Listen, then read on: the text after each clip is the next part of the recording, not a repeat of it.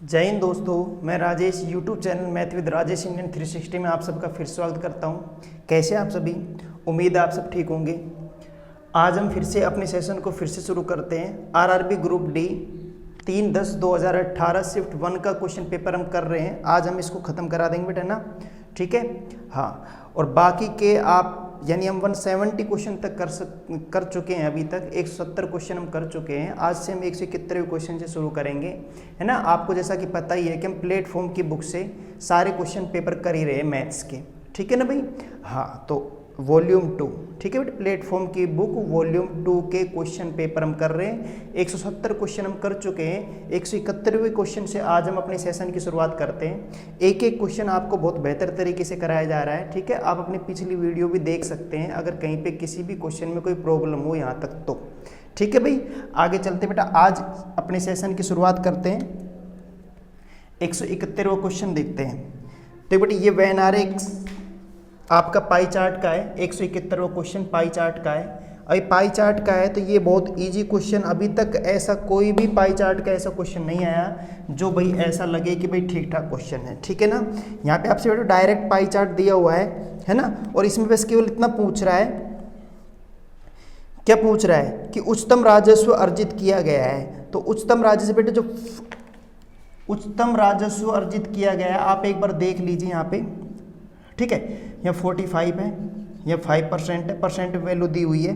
यहाँ पे एक और 25%, यहाँ पे 10% है, ठीक है। और यहाँ बेटा 15% है। तो सबसे ज़्यादा बोलो राजस्व बेटा यहाँ पे नहीं है कि 45, और ये 45 किसका है? म्यूजिकल टॉयज़ का है, म्यूजिकल टॉयज़ का, सही है ना। तो ये अपना आंसर हो जाएगा म्यूजिकल टॉयज़। समझ में आया नहीं आया? ठीक है ना। ये कोई क्वेश्चन नहीं था बताने लायक कि भाई बहुत बेहतर क्वेश्चन है, ठीक है। तो यहाँ पे सबसे ज़्यादा परसेंट जिसकी है वही हमारा आंसर हो जाएगा, कहीं कोई प्रॉब्लम नहीं है।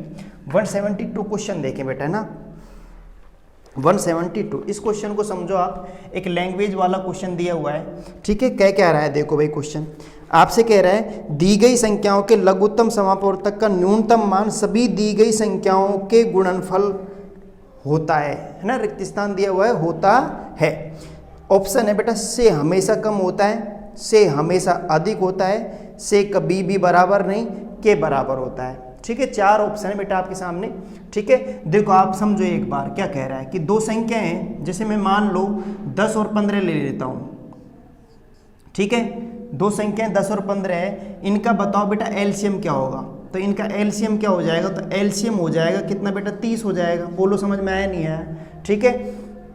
और इनका गुणनफल क्या हो जाएगा? संख्याओं का गुणनफल, संख्याओं का गुणनफल क्या हो जाएगा भाई? 10 गुणा 15, बोलो कितना आ गया? 150 हो गया भाई गुणनफल कितना हो गया? 150 हो गया। एलसीएम कितना आ गया? 30 आ गया। अब आपसे क्या रहा है, आप बताओ यहाँ पे एलसीएम और गुणनफल में क्या आपको रिलेशन नजर आ रहा है? कि आप बताओ यहाँ पे एलसीएम कम होता है हमेशा किससे? गुणनफल से। बोलो सही है क्या?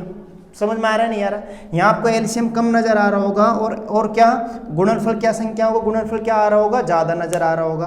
तो आपके देखो अब सवाल को पढ़ो, दी गई संख्याओं के लघुत्तम समापवर्तक का न्यूनतम मान, लघुत्तम समापवर्तक का न्यूनतम मान सभी दी गई संख्याओं के गुणनफल के क्या होता है? तो गुणनफल से क्या होता है? ये एलसीएम कम होता है।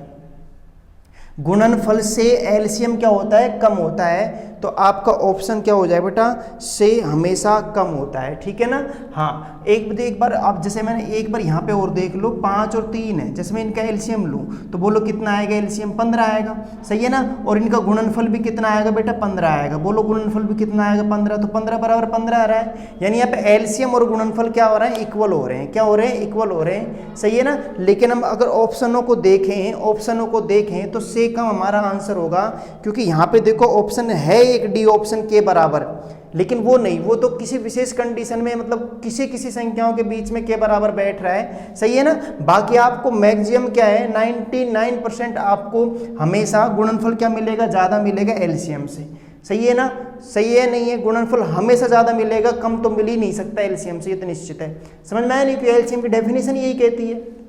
बोलो समझ में आया नहीं आया? हाँ, तो और बराबर कुछ विशेष कंडीशन, जैसे यहाँ पे 3 और 5 के बीच कंडीशन बैठ गई है 15 की, समझ में आया ना। तो इस कंडीशन में ये इक्वल हो सकता है, लेकिन यहाँ पे के बराबर हम आंसर नहीं देंगे, कोई 1% चांस बनता है इसका। तो हमारा आंसर क्या आएगा? से कम आएगा बेटा, ठीक है। क्लियर है? सही है ना। हाँ, और बोर्ड भी इसको यही मान रहा है। क्लियर है भाई? ठीक है, हाँ नेक्स्ट क्वेश्चन करते हैं। तो एक बेसिक क्वेश्चन था। नेक्स्ट क्वेश्चन देखो 173 क्वेश्चन, एक मिनट बेटा, 173। अच्छा 173 क्वेश्चन क्या कह रहा है आपसे, देखो ये कह रहा है, ये बेटे रीजनिंग क्वेश्चन आ गया कि प्लस अर्थात है, प्लस का मतलब क्या है, प्लस का अर्थ है भैया, प्लस का अर्थ है भाग, प्लस का अर्थ भाग है, माइनस का अर्थ क्या है, माइनस का अर्थ प्लस है, ठीक है, और गुणा का अर्थ क्या है, गुणा का अर्थ माइनस है, भाग का अर्थ क्या है, भाग का अर्थ गुणा है, ठीक है। तो बताना है आपको कि 27 भाग 15 माइनस 36 प्लस 6 का मान ज्ञात करो। तो बेटा आप बताओ, 27 तो है ही, भाग है, भाग की जगह क्या लगाओगे, भाग की जगह क्या लगाएंगे हम, प्लस लगाएंगे, सॉरी भाग की जगह क्या लगाएंगे, गुणा, क्या लगाएंगे बेटा, गुणा 15 माइनस की जगह क्या लगाएंगे, प्लस, माइनस की जगह क्या लगाएंगे, प्लस 36, और प्लस की जगह क्या लगाएंगे, प्लस की जगह लगाएंगे बेटा भाग लगा दिया। ये लो, ये हमारा साइन है। तो आप इसको सोल्व नहीं करेंगे ना, हम साइन बदलेंगे फिर सोल्व करेंगे कि रीजनिंग का क्वेश्चन है, तो भाग दूंगा पहले मैं बोडोमास के नियम के अनुसार, 6 छंगे 36, ठीक है। अब गुणा करोगे जोड़ने से पहले, गुणा करो, सही है नहीं है, 15। देखो अब आप यहाँ पे ध्यान सुनना बेटा, अगर मैं ऑप्शन को देखूँ तो मैं ऑप्शन से भी कर सकता हूँ, इकाई अंक देखो सब में अलग अलग है, बहुत बढ़िया बात है। देखो ऑप्शन देखना ध्यान से, मैं क्या कह रहा हूँ, 411, 412, 414, 416, ये ऑप्शन है। अब आप एक बात बताओ, 5 6 की 30 बोलो, है 5 6 की 30, 0 5 7 35, सॉरी 5 7 35, 5 आ गया इकाई अंक, 5 आ गया इकाई का, प्लस करोगे तो 6 5 क्या आएगा, 11 11 1 आएगा, मतलब एक इकाई अंक, ये ऑप्शन ए आपका आंसर है। गुणा करके देख लो, 411 आएगा, है ना। इनको जोड़ोगे 405 गुणा करने पर, और प्लस 6 करोगे तो कितना आ जाएगा, 411।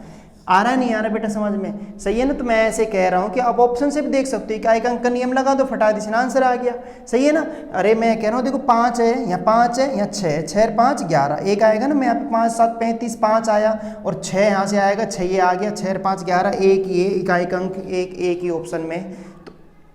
तो फिर भी हम 1-2 सेकंड तो बचा ही सकते हैं, है ना। इन चीज़ों पर आपको विशेष नज़र रखनी है, ध्यान रखना, अगर आपको और बच्चों को क्रॉस करना है तो, ठीक है, वरना फिर वहीं घूमते रहेंगे हम,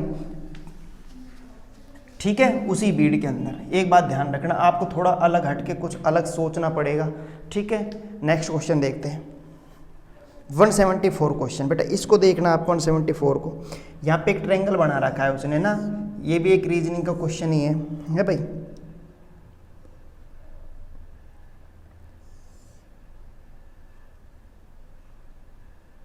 एक मिनट,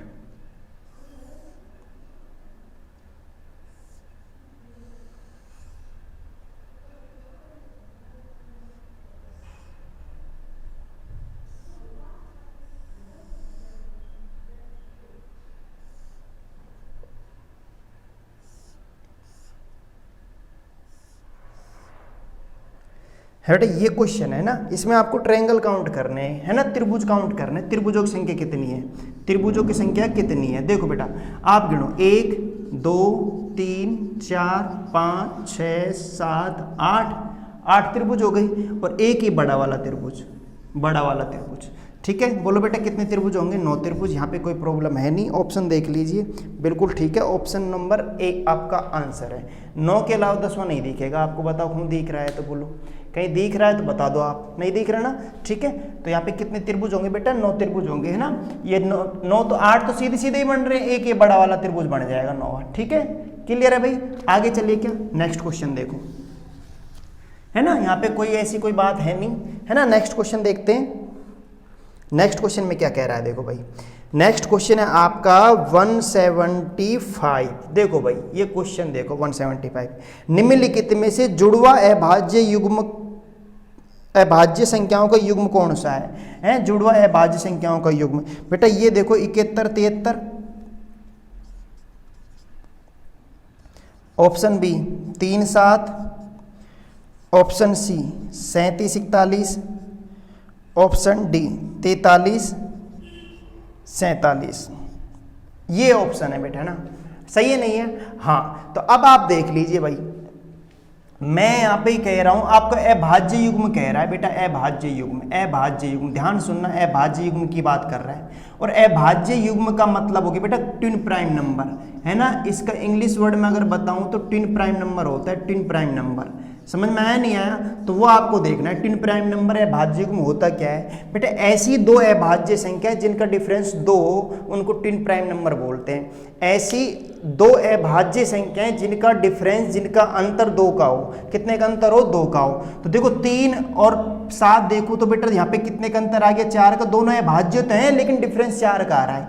71, 73 दोनों अभाज्य हैं, डिफरेंस कितने का आ रहा है, 2 का आ रहा है। 37 और 4 41 और 43 और 4 47। तो बेटा यहाँ पे सब में डिफरेंस 4 4 का रहा है, तो सारे ऑप्शन गलत है। ऑप्शन नंबर ए आपका बिल्कुल करेक्ट आंसर है। अभाज्य संख्याओं के साथ साथ डिफरेंस कितने का आना चाहिए, 2 का आना चाहिए, उनको ही अभाज्य युग्म संख्या यानी ट्विन प्राइम नंबर बोला जाता है। बोलिए आप कोई दिक्कत हो तो बता दीजिए आप एक बार। समझ में आ रहा है नहीं आ रहा भाई, क्लियर है ना।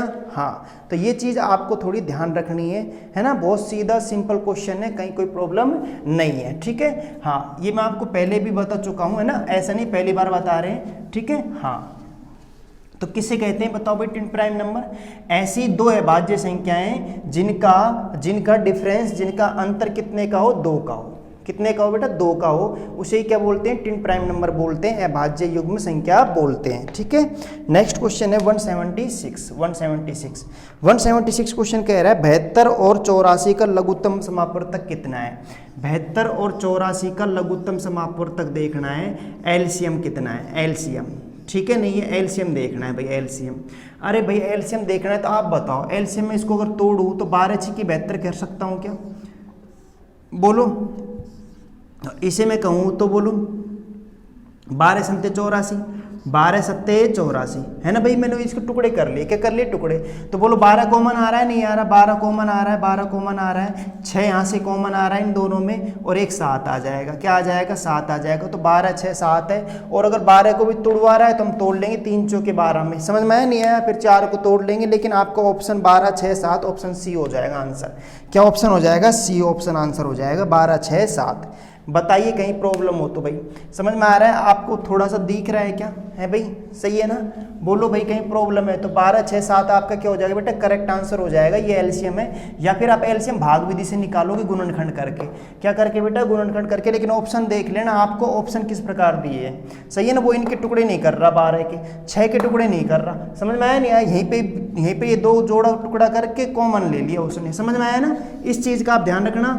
हाँ, कि भाई आंसर कौन सा है, या आप थोड़ा देख लेना सवाल को, ऑप्शन से करना, ध्यान रखना। वैसे ऑप्शन आपको देखना ही पड़ेगा यहाँ पे, और कोई आपके पास चारा नहीं है, ठीक है। हाँ, नेक्स्ट क्वेश्चन देखो बेटा। नेक्स्ट क्वेश्चन कह रहा है ए अनुपात बी कितना है, 32 अनुपात 35 है ना, 32 अनुपात 35 है, ठीक है। और बी अनुपात सी कितना है, बी अनुपात सी है बेटा 21 अनुपात 32 है। तो बेटा वो पूछ रहा है आपसे ए अनुपात सी ज्ञात कीजिए, ए अनुपात सी निकालना है, ठीक है ना, ए अनुपात सी निकालना है। आप एक बात बता दीजिए, ए अनुपात सी आ गया, देखो भाई, है ना बेटा। आपने मिश्र अनुपात पढ़ा होगा, मिश्र अनुपात ए बटा बी, ए अनुपात बी को मैं ए बटा बी लिख सकता हूँ, और बी अनुपात सी को बी बटा सी लिख सकता हूँ। बी से बी क्या हो जाएगा बेटा, कैंसिल हो जाएगा। तो आप बताओ ए और सी बचता है, नहीं बचता, यानी ए बटा सी। और ए बटा सी का मतलब बताओ बेटा, ए अनुपात सी तो है, बोलो सही है नहीं है, और मुझे ए अनुपात सी तो चाहिए। यानी मैं एक चीज़ समझ गया कि अगर मैं इन संख्याओं को ऐसे कर दूं, ए बटा बी का मतलब बेटा 32 बटा 35 ही तो है, और मैं गुणा कर दूं किसको, 21 बटा 32 को, तो बोलो हमारा काम नहीं हो जाएगा क्या। बोलो बेटा 32 से 32 क्या हो जाएगा, कैंसिल, है ना। 7 से काटो, 7 के 21 7 पंजे 35। तो बेटा ऊपर 3 आया, नीचे क्या आया, 5 आया। मैं इसको ऐसे लिख सकता हूँ 3/5, 3/5। समझ में आ रहा है नहीं आ रहा, यही आपका आंसर है, 3/5, यही आपका करेक्ट आंसर है। तो आपका ऑप्शन कौन सा हो जाएगा, ऑप्शन नंबर सी आपका करेक्ट आंसर है। बोलो भाई एक बार समझ में आया नहीं आया आपके, ठीक है ना। हमने मिश्रण अनुपात से सवाल को बड़े आसानी से कर लिया, कहीं कोई प्रॉब्लम नहीं है, ठीक है भाई, क्लियर है क्या, है ना, सही है। बोलो नहीं आया समझ में क्या कह रहा हूँ। हमें ए और सी का रेशो चाहिए, तो बोलो करा नहीं किया हमने, या फिर आप ऊपर नीचे संख्याओं को जमा के करोगे भाई, सही है ना। लेकिन वो तो थोड़ा लंबा पड़ जाएगा मेथड, हम यहाँ से आराम से निकाल सकते हैं। मुझे ए और सी चाहिए, तो फर्स्ट वाला और आखिरी वाला कभी भी चाहिए हो तो आप मिश्र अनुपात का उपयोग कर सकते हो, क्या कर सकते हैं, मिश्रण अनुपात का उपयोग कर सकते हैं। नेक्स्ट क्वेश्चन देखे भाई, ठीक है, नेक्स्ट क्वेश्चन देखो, है ना, या फिर आप जमा के कर लो, a अनुपात b 32/35, फिर b c 21/35 करके आप b का मान समान कर लोगे, है ना, किसी ऐसी संख्या से गुणा करके b का मान समान होते ही a b c की वैल्यू आ जाएगी, a और c का अनुपात बता देना आप बस, सही है नहीं है, ठीक है ना। हाँ, तो वो कैलकुलेशन ठीक ठाक हो जाएगी, तो उससे बचा जा सकता है यहाँ पे। नेक्स्ट क्वेश्चन देखो बेटा, प्रॉफिट एंड लॉस का है, देखो भाई 178वां क्वेश्चन 178 क्या कह रहा है, एक पेन को 144 में बेचने पर अनुराग को क्रय मूल्य पर 1/7 की हानि होती है। क्रय मूल्य पर 1/7 की हानि होती है, मतलब बेटा क्रय मूल्य तो कितना है, 7 है, और हानि कितने की है, हानि कितने की है, 1 की। ये समझ में आता है यहाँ पे, सही है नहीं है। तो बताओ भैया यहाँ पे विक्रय मूल्य क्या हो जाएगा, इसके अकॉर्डिंग विक्रय मूल्य क्या हो जाएगा, बताओ आप। तो 7 रुपये में खरीदी थी, 1 की हानि चाहिए तो 6 में बेची होगी, 6 रुपये में बेचेंगे तभी तो 1 रुपये की हानि होगी, समझ में आया ना। तो 6 विक्रय मूल्य है, लेकिन सवाल में कह रहा है 144 रुपये में बेची है आपने, वो कितने में बेची है, 144 है। तो मैं कह सकता हूँ बेटा 6 बराबर किसके है, 6 बराबर है 144 के। तो 1 की वैल्यू बोलो बेटा कितनी आ जाएगी, 6 दूनी 12, 6 चौके 24, तो 1 का मान कितना आ गया, 24 आ गया, सही है ना। तो मैं यहाँ से क्रय मूल्य निकाल सकता हूँ, क्या बोलो भाई, 1 का मान 24 आया है, तो मैं क्रय मूल्य निकालूँ तो 7 का मान तो ज़्यादा आएगा, तो मैं 7 गुणा 24 कर दूँ, बोलो भाई, समझ में आ रहा है नहीं आ रहा, बोलो, सही है ना। हाँ, क्लियर है क्या, हाँ। तो बेटा 7 चौके 28, 8 2 7 दूनी 14 और 2 16, 168, तो 24 7 168 हो गया, ठीक है। तो ये तुम्हारा 168 क्या हो गया, क्रय मूल्य। 168 में मैंने खरीद ली वो वस्तु, और कितने में बेची थी, 144 में, तो मुझे 1 की क्या हो गई, हानि हो गई। लेकिन कह रहा है, वो कह रहा है यदि मैं पेन को 189 में बेचूं तो लाभ क्या होगा। अरे मतलब ये है कि आप पेन को 144 में मत बेचो, कितने में बेचो, 189 में बेचो बेटा, 189 में। तुम बताओ 168 की वस्तु को 189 में बेच रहा हूं मैं, समझ में आया नहीं आया, बोलो भाई, सही है ना। तुम बताओ यहाँ पे मुझे कितने का प्रॉफिट हो जाएगा, कितने का प्रॉफिट हो जाएगा, मुझे 21 रुपये का प्रॉफिट नहीं हो जाएगा क्या, लाभ। लेकिन वो लाभ नहीं चाहिए आपको, लाभ परसेंट चाहिए। तो बोलो बेटा 21 का प्रॉफिट किस पर 21 का प्रॉफिट, क्रय मूल्य पर 168 पर परसेंट के लिए 100 से क्या कर देंगे, गुणा।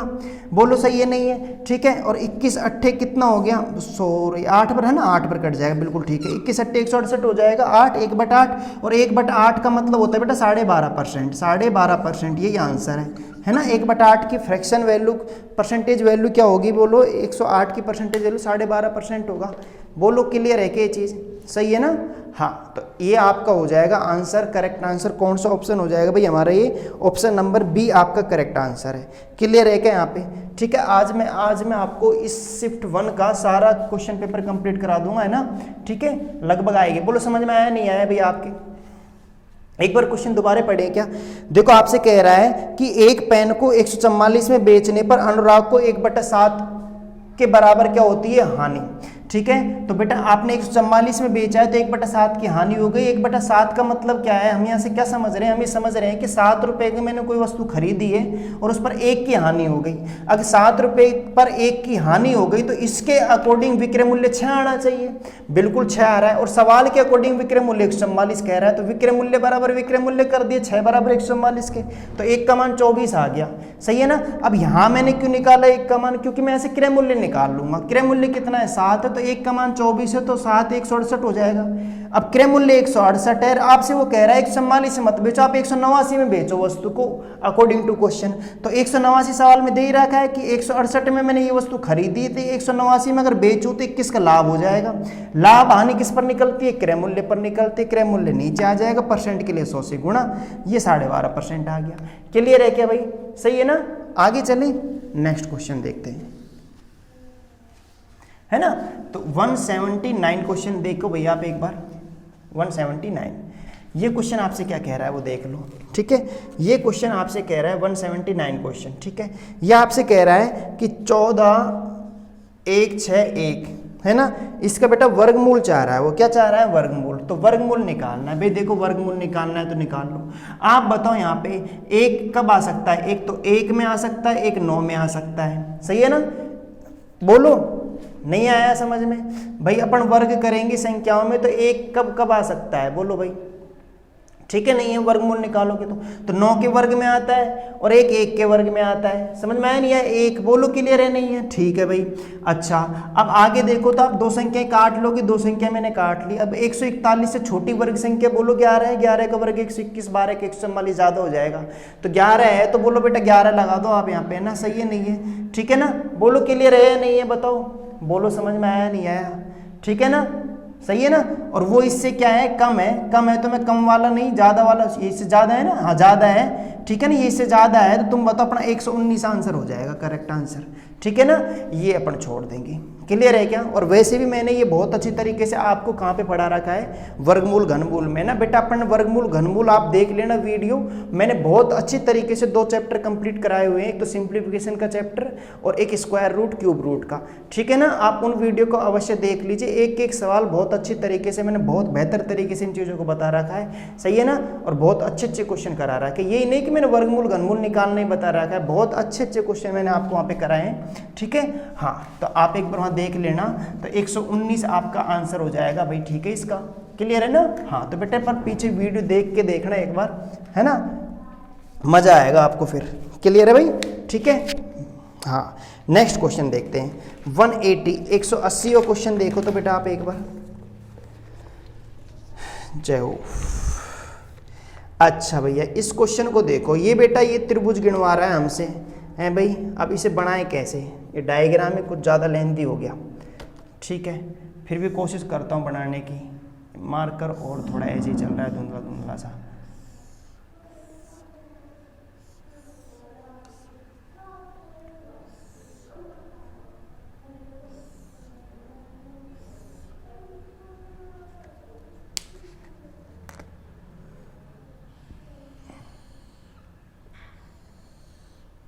एक मिनट बेटा, बस थोड़ी देर रुक जाइए आप, है ना। ठीक है, वीडियो छोड़ के ना जाए, बहुत अच्छा डायग्राम है ना, सही है। बना के बताता हूँ मैं एक बार आपको। यहाँ पे क्या गिनने हैं अभी मैं आपको बता दूंगा। आपको यहाँ पे त्रिभुज गिनने हैं बेटा, क्या गिनने हैं, त्रिभुज। ठीक है, 1 2 3 हो गया, ठीक है भाई, है ना। ये ट्रायंगल काउंट करने हैं आपको, ट्रायंगल, ठीक है। त्रिभुजों की गणना करनी है, बहुत अच्छी बात है, त्रिभुजों की गणना करेंगे हम अब, ठीक है। हाँ,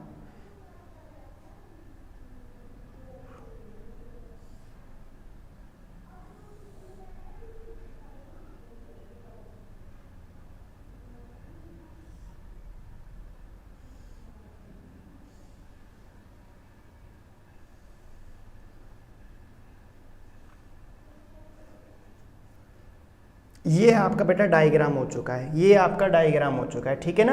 अब आपको यहाँ पे करना क्या है, आपको यहाँ पे बेटा यहाँ पे काउंट करना है त्रिभुजों की संख्या। किसकी संख्या? त्रिभुजों की संख्या। ये आपका डायग्राम है ना, इसमें ट्रायंगल काउंट करने हैं, है ना। अजीब सा ही लग रहा होगा, है ना, लेकिन देखो बेटा अब मैं इसे काउंट तो कर सकता हूँ, ऐसी बात है ही नहीं, ठीक है ना। ऑप्शन बताऊँ कि मैं आपको, ऑप्शन क्या क्या दे रखे, ऑप्शन है बेटा 25, 23, 27 और 24, ठीक है।